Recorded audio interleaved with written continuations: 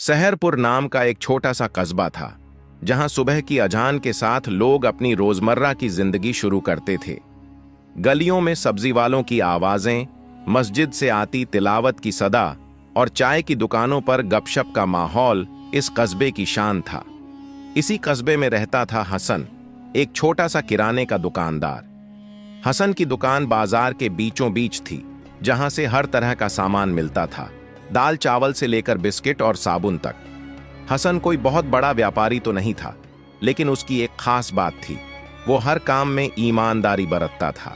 अगर कोई ग्राहक गलती से ज्यादा पैसे दे जाता तो हसन उसे दूर गांव तक जाकर भी लौटाता। लोग कहते, हसन भाई तुम्हारा दिल सोने का है, लेकिन हसन सिर्फ मुस्कुरा कर कहता, ये सब अल्लाह की अमानत है, हमें तो बस उसकी हिफाजत करनी है। एक दिन की बात है, सूरज डूबने को था और मगरिब की अजान होने वाली थी। हसन अपनी दुकान बंद करने की तैयारी कर रहा था। उसने गल्ले में पैसे गिने, सामान को ताकों पर ठीक किया और झाड़ू लगाने लगा। तभी उसकी नजर दुकान के बाहर सड़क के किनारे पड़े एक काले रंग के बैग पर पड़ी। बैग पुराना सा था, लेकिन उसका जिप चमक रहा था, जैसे कोई उसे हाल ही में इस्तेमाल करता हो।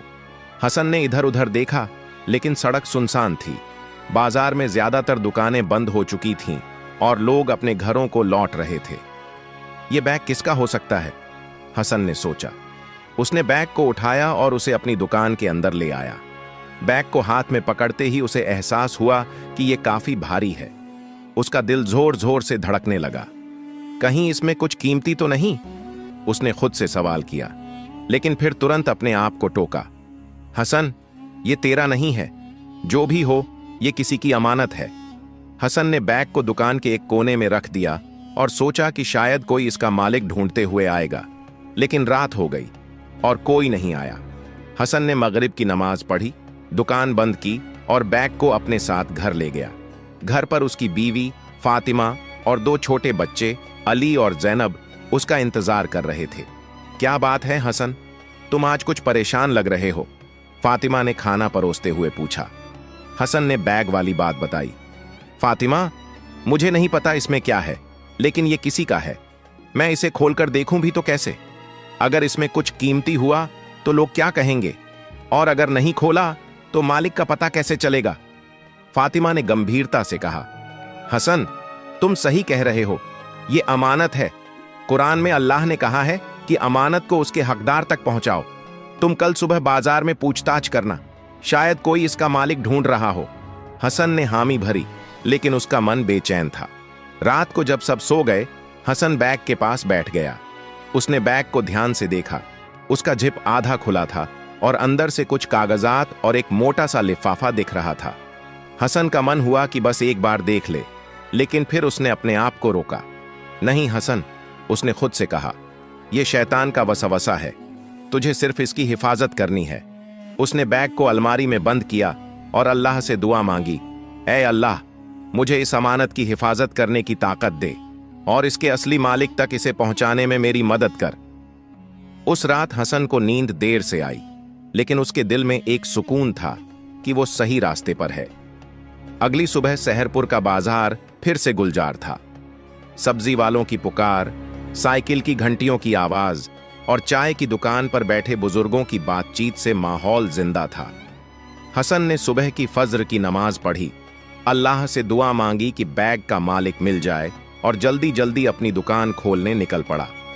बैग को उसने घर पर ही अलमारी में सुरक्षित रखा था, लेकिन उसका जहन उसी में उलझा था। दुकान खोलते ही हसन ने अपने पड़ोसी दुकानदार रशीद चाचा को बुलाया। रशीद चाचा बाजार के सबसे पुराने कपड़ा व्यापारी थे और उनकी बात का सब मान करते थे। हसन ने उन्हें सारी बात बताई। चाचा, कल मुझे सड़क पर यह बैग मिला। मैंने इसे खोला नहीं, लेकिन लगता है इसमें कुछ कीमती है। कोई इसका मालिक ढूंढ रहा हो तो आपने सुना कुछ? रशीद चाचा ने अपनी सफेद दाढ़ी पर हाथ फेरा और बोले, हसन, तूने सही किया जो इसे खोला नहीं। बाजार में कई लोग आते जाते हैं, मैं अपने ग्राहकों से पूछता हूं। तू भी इधर उधर खबर कर, और हां, मस्जिद में जाकर मौलवी साहब को बता दे, शायद कोई वहां इसका जिक्र करे। हसन ने सिर हिलाया और फौरन काम पर लग गया। उसने बाजार की हर दुकान पर जाकर पूछा। सब्जी वाले अब्दुल से लेकर पान की दुकान चलाने वाले शफीक भाई तक सबको बैग की बात बताई, लेकिन कोई सुराग नहीं मिला।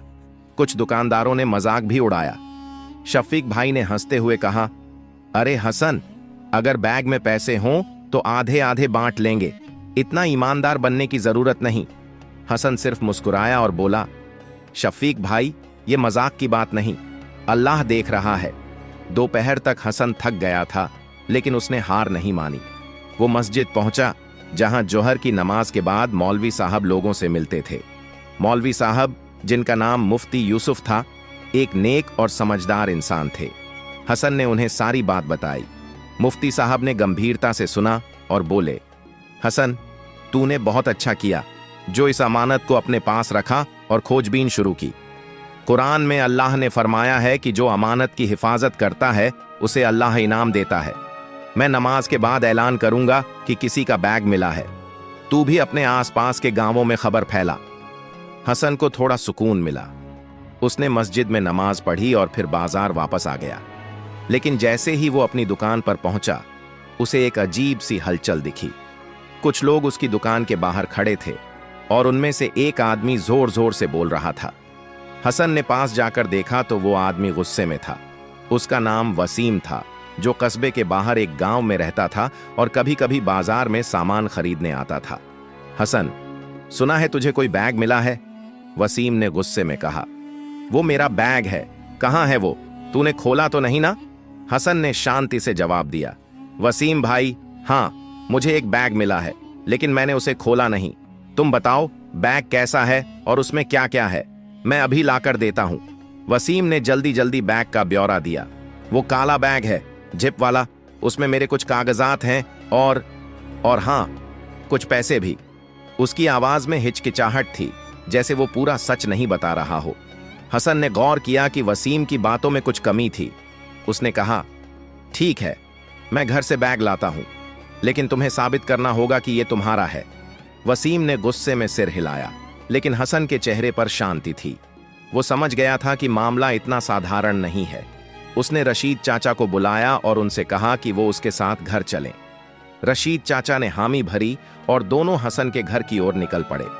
रास्ते में रशीद चाचा ने हसन से कहा, बेटा, तू सावधान रहना, वसीम की बातों में कुछ गड़बड़ लग रही है। अगर वो बैग उसका नहीं हुआ तो तुझे और सतर्क होना पड़ेगा। घर पहुंचकर हसन ने अलमारी से बैग निकाला। उसने फिर से उसे खोलने की कोशिश नहीं की, लेकिन बैग को देखकर उसका दिल जोर जोर से धड़क रहा था।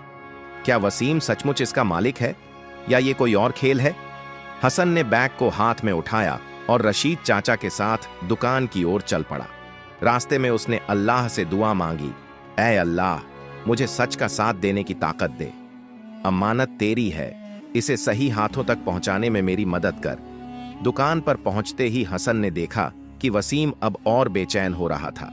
उसने बैग देखते ही कहा, हाँ, यही है, दे दो मुझे। लेकिन हसन ने शांति से कहा, वसीम भाई, पहले तुम कुछ सवालों के जवाब दो। इस बैग में क्या क्या है और तुमने इसे कहां खोया था? वसीम ने जल्दी जल्दी जवाब देना शुरू किया, लेकिन उसकी बातें बार बार बदल रही थीं। कभी वो कहता कि बैग में सिर्फ कागजात है, कभी कहता कि कुछ पैसे भी। हसन और रशीद चाचा ने एक दूसरे की ओर देखा।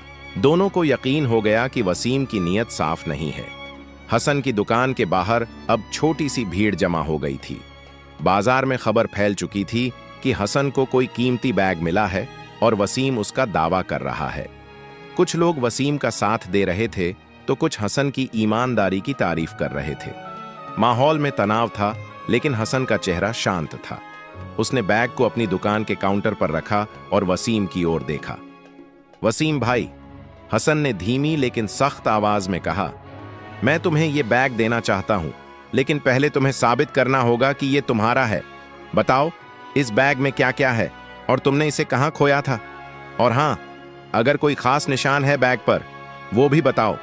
वसीम की बेचैनी अब साफ दिख रही थी। उसने अपने माथे का पसीना पोंछा और बोलना शुरू किया, अरे, मैंने कहा ना, इसमें मेरे कागजात हैं और हां, कुछ पैसे भी। मैं इसे कल बाजार में ही खोया था, शायद तुम्हारी दुकान के पास। उसकी आवाज में हड़बड़ी थी और वो बार बार इधर उधर देख रहा था। रशीद चाचा, जो अब तक चुपचाप सब सुन रहे थे, आगे आए और बोले, वसीम, तू तो कह रहा था कि तूने बैग अपनी दुकान के बाहर खोया। अब ये बाजार की बात कहां से आई? और कागजात कौन से? कोई जमीन का कागज या कुछ और? जरा साफ साफ बता। वसीम गड़बड़ा गया। हाँ, वो जमीन के कागजात ही हैं, और कुछ नहीं। बस दे दो मेरा बैग, उसने जोर देकर कहा। लेकिन हसन ने देखा कि वसीम की बातें बार बार बदल रही थीं। उसने बैग की ओर इशारा किया और कहा, ठीक है, एक आखिरी सवाल। इस बैग पर कोई खास निशान है? कुछ ऐसा जो सिर्फ मालिक को पता हो? वसीम ने झिझकते हुए कहा, हाँ, बैग के पीछे एक छोटा सा कट मार्क है। हसन ने बैग को उलटकर देखा। बैग पुराना जरूर था, लेकिन उस पर कोई कट मार्क नहीं था। हसन ने रशीद चाचा की ओर देखा और दोनों की आंखों में एक ही सवाल था, वसीम झूठ बोल रहा है। हसन ने गहरी सांस ली और बोला, वसीम भाई, मुझे माफ करो, लेकिन तुम्हारी बातों से लगता नहीं कि यह बैग तुम्हारा है। मैं इसे अभी नहीं दे सकता। अगर यह सचमुच तुम्हारा है तो तुम मस्जिद में मौलवी साहब के सामने अपनी बात रखो, वो फैसला करेंगे। वसीम गुस्से में आग बबूला हो गया। तू मुझे चोर समझ रहा है? मैं अभी थाने जाऊंगा, उसने धमकी दी। लेकिन हसन ने शांति से जवाब दिया, वसीम भाई, थाने जाने की जरूरत नहीं। मैं बस इतना चाहता हूं कि यह अमानत अपने सही मालिक तक पहुंचे। अगर तुम सही हो तो मौलवी साहब के सामने साबित कर दो। भीड़ में से कुछ लोग वसीम को समझाने लगे तो कुछ हसन की हिम्मत की दाद दे रहे थे। वसीम ने गुस्से में कुछ और कहा, लेकिन आखिरकार वो चला गया। हसन ने बैग को फिर से अपनी दुकान के ताखे में रख दिया और रशीद चाचा से कहा, चाचा, मुझे लगता है ये बैग किसी और का है, लेकिन अब बाजार में बात फैल गई है। क्या पता कोई और गलत इरादे से दावा न कर दे। रशीद चाचा ने हसन के कंधे पर हाथ रखा और बोले, बेटा, तूने जो किया वो सच्चे मुसलमान की निशानी है। अल्लाह ने तुझ पर यह जिम्मेदारी डाली है और वो तुझे रास्ता भी दिखाएगा। अब तू मस्जिद में मौलवी साहब से मिल और इस बैग को उनके हवाले कर दे, वो इसे सुरक्षित रखेंगे। हसन ने हामी भरी, लेकिन उसका मन अभी भी बेचैन था। वो सोच रहा था कि अगर बैग का असली मालिक नहीं मिला तो क्या होगा, और अगर बैग में सचमुच कोई कीमती चीज थी तो क्या वो इस जिम्मेदारी को निभा पाएगा। उसने फैसला किया कि वो बैग को मस्जिद में जमा कर देगा, लेकिन उससे पहले वो एक बार अपने घर जाकर फातिमा से सलाह लेगा। घर पहुंचते ही हसन ने फातिमा को सारी बात बताई। फातिमा ने ध्यान से सुना और बोली, हसन, तुम सही रास्ते पर हो। यह बैग तुम्हारे लिए इम्तिहान है। तुमने वसीम की गलत नीयत को पकड़ लिया, लेकिन अब और सावधान रहना। बाजार में बात फैल चुकी है, हो सकता है कोई और इसका फायदा उठाने की कोशिश करे। मेरा ख्याल है कि तुम बैग को मस्जिद में जमा करने से पहले एक बार मौलवी साहब को घर बुलाओ। उनके सामने बैग खोलकर देख लो कि इसमें क्या है। अगर कोई कीमती चीज है तो उसकी लिस्ट बनाओ, ताकि बाद में कोई गलत इल्जाम न लगाए। हसन को फातिमा की सलाह पसंद आई। उसने फौरन मस्जिद में खबर भिजवाई कि मौलवी साहब शाम को उसके घर आए। उस दिन हसन ने अपनी दुकान जल्दी बंद की और घर लौट आया। शाम को मगरिब की नमाज के बाद मौलवी साहब यानी मुफ्ती यूसुफ हसन के घर पहुंचे। उनके साथ रशीद चाचा भी थे। हसन ने बैग को अलमारी से निकाला और मुफ्ती साहब के सामने रख दिया। मौलवी साहब, हसन ने कहा, मैं इस बैग को आपके हवाले करना चाहता हूं, लेकिन फातिमा ने सलाह दी है कि पहले हमें इसके अंदर देख लेना चाहिए, ताकि बाद में कोई गलतफहमी ना हो। मुफ्ती साहब ने सिर हिलाया और बोले, हसन, तुमने समझदारी की बात की। अमानत की हिफाजत में पारदर्शिता जरूरी है। हम सबके सामने इस बैग को खोलेंगे और जो भी इसमें होगा उसकी लिस्ट बनाएंगे। हसन ने बैग का जिप खोला। सबकी निगाहें बैग पर थीं। अंदर कुछ कागजात, एक पुराना पर्स और एक मोटा सा लिफाफा था। हसन ने लिफाफा खोला और उसमें से नोटों की गड्डियां निकलीं। इतने पैसे देखकर सबके चेहरे पर हैरानी थी। मुफ्ती साहब ने गिनती शुरू की। 50,000 रुपये से ज्यादा की रकम थी। इसके अलावा कागजात में एक जमीन का दस्तावेज और कुछ पुराने खत थे। ये तो किसी की जिंदगी की कमाई हो सकती है, फातिमा ने धीरे से कहा। मुफ्ती साहब ने गंभीरता से कहा, हसन, ये अमानत बहुत बड़ी है। अब तुम्हारी जिम्मेदारी और बढ़ गई है। हमें इसका असली मालिक ढूंढना होगा और तब तक इसे मस्जिद में सुरक्षित रखेंगे।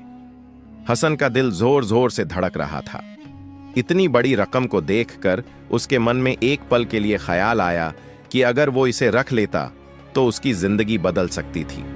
लेकिन तुरंत उसने अपने दिल से ये वसवसा निकाल दिया। उसने अल्लाह से दुआ मांगी, ऐ अल्लाह, मुझे लालच से बचा और इस अमानत को सही मालिक तक पहुंचाने की ताकत दे। हसन के घर में सन्नाटा छाया था। मुफ्ती यूसुफ, रशीद चाचा और फातिमा बैग के सामने बैठे थे और सबके चेहरों पर एक ही सवाल था, इतनी बड़ी रकम और जमीन के कागजात का मालिक कौन हो सकता है। हसन का दिल अब भी बेचैन था, लेकिन मुफ्ती साहब की मौजूदगी उसे सुकून दे रही थी। बैग में मिले पैसे और कागजात को गिनकर एक कागज पर नोट कर लिया गया था। मुफ्ती साहब ने कहा, हसन, ये अमानत अब मस्जिद में रखी जाएगी। मैं कल जुमे की नमाज के बाद पूरे कस्बे में ऐलान करूंगा, शायद कोई इसका हकदार ढूंढने आए। हसन ने सिर हिलाया, लेकिन उसकी नजर बैग में पड़े पुराने खतों पर थी। वो खत मुड़े हुए थे, जैसे किसी ने उन्हें बार बार पढ़ा हो। उसने मुफ्ती साहब से इजाजत मांगी। मौलवी साहब, क्या मैं इन खतों को पढ़ सकता हूं? शायद इनमें कोई सुराग मिले कि यह बैग किसका है। मुफ्ती साहब ने सोचकर कहा, हसन, अगर खतों से मालिक का पता चल सकता है तो पढ़ना ठीक है, लेकिन इसे सिर्फ सुराग के लिए पढ़ो, किसी की निजी बातों को जाहिर न करना। हसन ने हामी भरी और एक खत को सावधानी से खोला। खत की स्याही कुछ धुंधली हो चुकी थी, लेकिन लिखावट साफ थी। उसने पढ़ना शुरू किया। खत एक औरत की ओर से लिखा गया था, जो अपने भाई को संबोधित कर रही थी। उसमें लिखा था, अजीज भाईजान, अस्सलामु अलैकुम। मैं तुम्हें यह खत उस उम्मीद में लिख रही हूं कि तुम खैरियत से हो। मां की तबीयत अब ठीक नहीं रहती। डॉक्टर कहते हैं कि ऑपरेशन के लिए 50,000 रुपये चाहिए। मैंने अपनी जमीन बेचने का फैसला किया है। कागजात तैयार हैं और कुछ पैसे मैंने जमा किए हैं। अगर तुम मदद कर सको तो मेहरबानी होगी। अल्लाह तुम्हें जज़ा दे। तुम्हारी बहन रुकैया। हसन की आंखें नम हो गईं। उसने खत को फातिमा और मुफ्ती साहब को दिखाया। फातिमा ने खत पढ़ते ही कहा, हसन, ये बैग किसी रुकैया का हो सकता है और ये पैसे शायद वो अपनी मां के इलाज के लिए जमा कर रही थी। मुफ्ती साहब ने गंभीरता से कहा, हसन, ये खत एक बड़ा सुराग है, लेकिन हमें रुकैया को ढूंढना होगा। क्या खत में कोई पता या गांव का जिक्र है? हसन ने खत को फिर से देखा, लेकिन उसमें कोई साफ पता नहीं था। सिर्फ इतना लिखा था कि रुकैया सहरपुर के पास किसी गांव में रहती है। रशीद चाचा, जो अब तक चुप थे, बोले, हसन, सहरपुर के आसपास कई गांव हैं, लेकिन रुकैया नाम यहां आम है। हमें और खोजबीन करनी होगी। मैं अपने पुराने ग्राहकों से पूछूंगा, शायद कोई इस नाम की औरत को जानता हो। हसन ने फैसला किया कि वो अगले दिन आसपास के गांवों में जाकर पूछताछ करेगा। उस रात बैग को मुफ्ती साहब अपने साथ मस्जिद ले गए ताकि वो सुरक्षित रहे। हसन और फातिमा ने बच्चों को सुलाया और देर तक इस बारे में बात करते रहे। फातिमा ने कहा, हसन, मुझे लगता है कि अल्लाह ने तुम्हें इस बैग की हिफाजत के लिए चुना है। अगर ये रुकैया की मां के इलाज के पैसे हैं तो तुम्हारी मेहनत किसी की जिंदगी बचा सकती है। हसन ने मुस्कुराकर कहा, फातिमा, मैं बस इतना चाहता हूं कि ये अमानत अपने हकदार तक पहुंचे, बाकी अल्लाह की मर्जी। अगली सुबह हसन जल्दी उठा। उसने फज्र की नमाज पढ़ी और आसपास के गांवों में खोजबीन शुरू कर दी। वो पहले करीबी गांव नूरपुर गया। वहां उसने गांव के चौधरी और कुछ बुजुर्गों से रुकैया नाम की औरत के बारे में पूछा, लेकिन किसी को ऐसी कोई औरत याद नहीं थी। हसन ने हार नहीं मानी। वो अगले गांव रहीमगंज पहुंचा। वहां एक चाय की दुकान पर कुछ लोग बैठे थे। हसन ने उनसे बात शुरू की और रुकैया का जिक्र किया। एक बुजुर्ग ने अपनी टोपी ठीक करते हुए कहा, रुकैया? हाँ, मुझे याद है। रहीमगंज में एक रुकैया थी जो अपनी बीमार मां के साथ रहती थी, लेकिन वो तो कुछ महीने पहले कहीं और चली गई, शायद शहर। हसन का दिल जोर से धड़का। उसने पूछा, क्या आप कुछ और बता सकते हैं? उनकी मां की तबीयत कैसी थी या वो कहां गई? बुजुर्ग ने सिर खुजलाया और बोला, बेटा, मुझे बस इतना याद है कि रुकैया बहुत परेशान थी। उसकी मां को कोई गंभीर बीमारी थी। वो जमीन बेचने की बात कर रही थी, लेकिन वो कहां गई ये मुझे नहीं पता। हसन ने उस बुजुर्ग का शुक्रिया अदा किया और वापस सहरपुर लौट आया। उसने मस्जिद में मुफ्ती साहब को सारी बात बताई। मुफ्ती साहब ने कहा, हसन, तूने अच्छा काम किया। अब हमें शहर में खोजबीन करनी होगी। मैं अपने कुछ जानने वालों से बात करूंगा जो शहर की मस्जिदों में काम करते हैं। शायद वहां रुकैया का कोई सुराग मिले। उसी दिन जुमे की नमाज के बाद मुफ्ती साहब ने मस्जिद में ऐलान किया कि एक बैग मिला है जिसमें पैसे और कागजात हैं। उन्होंने ये भी कहा कि जो इसका दावा करेगा उसे सही सबूत देना होगा। ऐलान के बाद कई लोग मस्जिद आए, लेकिन ज्यादातर की बातें वसीम की तरह गोलमोल थीं। हसन को अब यकीन हो गया था कि बैग रुकैया का है, लेकिन उसे ढूंढना आसान नहीं था। शाम को हसन अपनी दुकान पर बैठा था, तभी एक अनजान शख्स आया। वो पतला दुबला था और उसकी आंखों में बेचैनी थी। उसने हसन से कहा, सुना है तुम्हें एक बैग मिला है, मैं उसका मालिक हूं। हसन ने शांति से पूछा, आपका नाम क्या है और बैग में क्या है? उस शख्स ने कहा, मेरा नाम यासिर है, बैग में मेरे कुछ कागजात और पैसे हैं। हसन ने गौर से उसे देखा। यासिर की बातों में कुछ सच्चाई सी लग रही थी, लेकिन हसन अब किसी पर जल्दी भरोसा नहीं करना चाहता था। उसने कहा, यासिर भाई, आपको मस्जिद में मौलवी साहब से मिलना होगा, बैग उनके पास है। यासिर ने सिर हिलाया, लेकिन जाने से पहले उसने कुछ ऐसा कहा जो हसन के दिल को छू गया। हसन, अगर वो बैग मेरा है तो उसमें एक खत होगा, मेरी बहन रुकैया का लिखा हुआ। हसन की आंखें चौड़ी हो गईं। क्या यासिर वही भाई है जिसे रुकैया ने खत लिखा था? हसन की दुकान पर यासिर का आना किसी झटके से कम नहीं था। जब यासिर ने रुकैया के खत का जिक्र किया तो हसन का दिल जोर जोर से धड़कने लगा। क्या ये वही यासिर है जिसे रुकैया ने खत लिखा था? हसन ने अपनी बेचैनी को काबू में किया और शांति से कहा, यासिर भाई, आप मस्जिद में मौलवी साहब से मिलें, बैग उनके पास है और वो इसका मालिक तय करेंगे। लेकिन पहले मुझे ये बताइए, आप रुकैया को कैसे जानते हैं? यासिर की आंखें नम हो गईं। उसने गहरी सांस ली और बोला, रुकैया मेरी छोटी बहन है। हम सहरपुर के पास रहीमगंज गांव में रहते थे। कुछ महीने पहले हमारी मां की तबीयत बहुत खराब हो गई। डॉक्टरों ने कहा कि ऑपरेशन के लिए 50,000 रुपये चाहिए। रुकैया ने अपनी जमीन बेचने का फैसला किया और कुछ पैसे जमा किए। उसने मुझे खत लिखकर मदद मांगी थी, लेकिन मैं उस वक्त शहर में था और मेरे पास इतने पैसे नहीं थे। हसन ने ध्यान से सुना। यासिर की बातों में सच्चाई की झलक थी, लेकिन वो अभी भी सावधान था। उसने पूछा, फिर बैग कैसे खोया और रुकैया अब कहां है? यासिर ने सिर झुकाकर कहा, रुकैया बैग लेकर शहर गई थी ताकि जमीन के कागजात बेचने के लिए वकील से मिले, लेकिन रास्ते में उसका बैग खो गया। वो बहुत परेशान हो गई। उसने मुझे बताया और मैं तुरंत सहरपुर आया। हमने बाजार में बहुत ढूंढा, लेकिन बैग नहीं मिला। रुकैया अब शहर में अपनी मां के साथ एक छोटे से किराए के मकान में रह रही है। मां की हालत और खराब हो रही है और हमारे पास अब कोई रास्ता नहीं बचा। हसन का दिल पिघल गया। उसे रुकैया के खत की वो लाइनें याद आईं जिसमें उसने अपनी मां के इलाज की बात लिखी थी।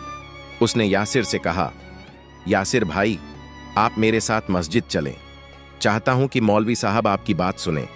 अगर आप सच कह रहे हैं तो इंशाअल्लाह बैग आपको मिल जाएगा।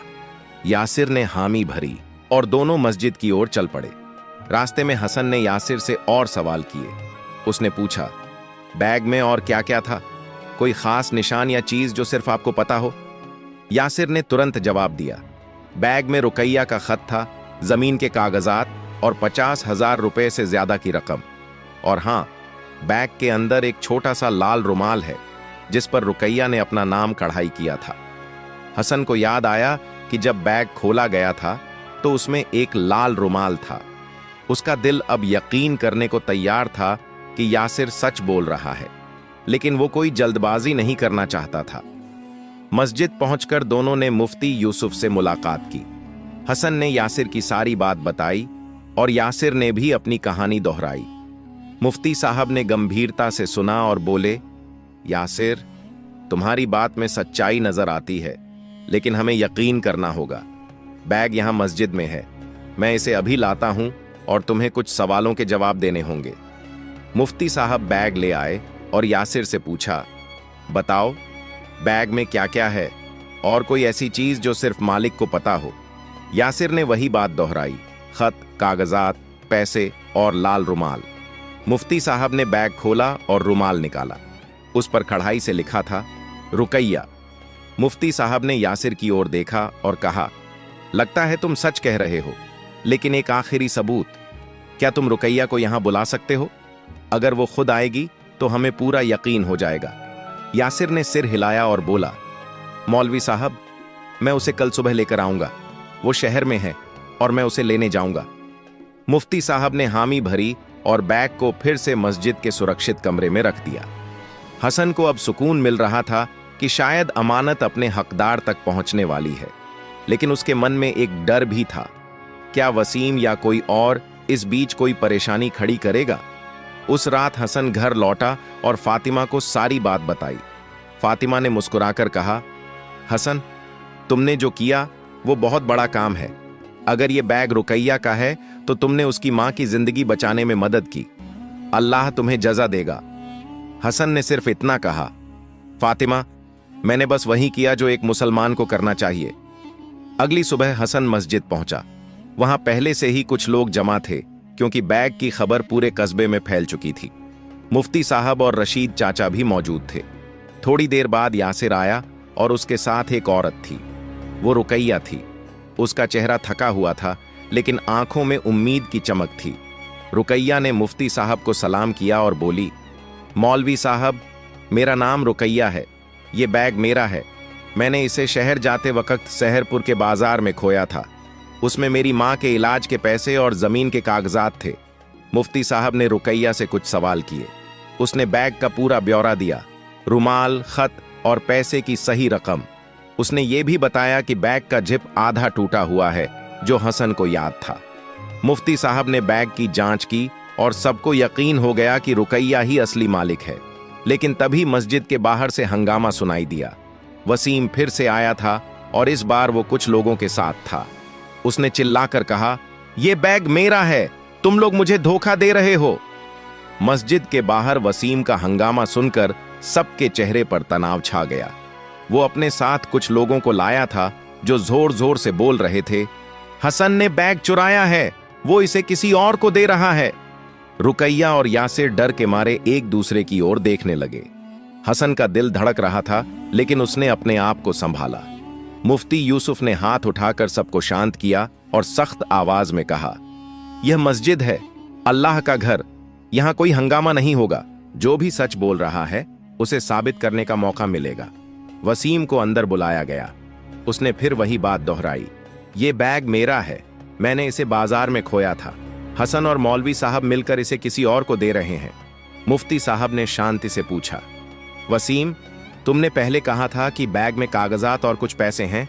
अब जरा साफ साफ बताओ, कितने पैसे और कौन से कागजात? और हां, बैग में कोई खास निशान या चीज?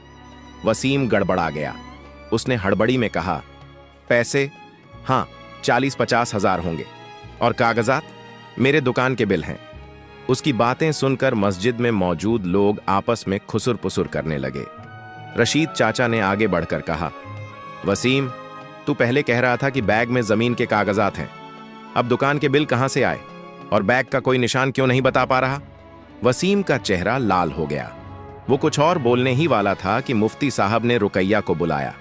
रुकैया बेटी, तुम बताओ, बैग में क्या क्या है और तुमने इसे कहां खोया था? रुकैया ने डरते डरते लेकिन साफ आवाज में कहा, मौलवी साहब, इस बैग में मेरे जमीन के कागजात, 55,000 रुपये, मेरा लिखा हुआ एक खत और एक लाल रुमाल है जिस पर मेरा नाम खड़ा है। मैंने इसे सहरपुर के बाजार में खोया जब मैं शहर जा रही थी। बैग का जिप आधा टूटा हुआ है। मुफ्ती साहब ने बैग को फिर से खोला और रुकैया की हर बात की जांच की। रुमाल, खत, कागजात और पैसे की रकम, सब कुछ वैसा ही था जैसा रुकैया ने बताया। उन्होंने बैग का जिप भी देखा जो सचमुच आधा टूटा था। मस्जिद में मौजूद लोगों ने तालियां बजाईं और वसीम का सिर शर्म से झुक गया। मुफ्ती साहब ने वसीम की ओर देखकर कहा, वसीम, तूने झूठ बोला और एक नेक इंसान पर इल्जाम लगाया। अल्लाह से डर। अब चुपचाप यहां से चला जा, वरना बाजार के लोग तेरा हिसाब करेंगे। वसीम बिना कुछ बोले सिर झुकाकर चला गया। उसके साथ आए लोग भी खामोश होकर तितर बितर हो गए। मस्जिद में अब सुकून का माहौल था। मुफ्ती साहब ने बैग रुकैया को सौंप दिया और कहा, बेटी, ये तुम्हारी अमानत है। हसन की ईमानदारी और अल्लाह की मेहरबानी से ये तुम तक पहुंची। अपनी मां का इलाज करवाओ और अल्लाह से दुआ करो। रुकैया की आंखों से आंसू बह रहे थे। उसने हसन की ओर देखा और बोली, हसन भाई, तुमने मेरी मां की जिंदगी बचा ली। मैं और यासिर तुम्हारे इस एहसान को कभी नहीं भूलेंगे। यासिर ने भी हसन के सामने हाथ जोड़े और कहा, तुमने जो किया वो कोई साधारण इंसान नहीं कर सकता। अल्लाह तुम्हें दोनों जहानों में कामयाबी दे। हसन ने शर्मिंदगी से सिर झुकाया और बोला, रुकैया, यासिर भाई, मैंने बस वही किया जो मेरा फर्ज था। ये अमानत अल्लाह की थी और मैं सिर्फ उसका जरिया बना। मेरे लिए तुम्हारी दुआएं ही काफी हैं। मुफ्ती साहब ने मस्जिद में मौजूद लोगों को नसीहत दी। उन्होंने कहा, देखो, हसन ने हमें सिखाया कि अमानत की हिफाजत कितनी बड़ी इबादत है।